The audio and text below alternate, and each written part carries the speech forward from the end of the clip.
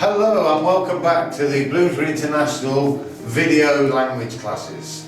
Don't forget, for anything you need to know about English, you can go to our website on www.bloomsbury-international.com. Okay, so this month we're going to move away from the vowel sounds and we're going to have a look at the first of our consonant sounds.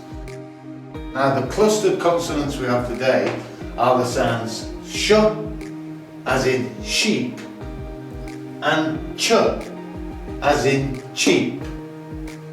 The first sound we're going to look at is sh. Repeat it after me. Sh. Very good.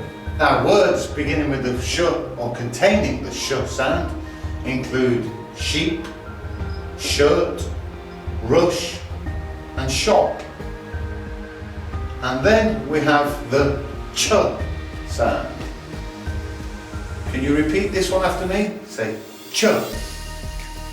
Very good. Now, words in this sound include cheap, choose, cheese, stretch, church, watch.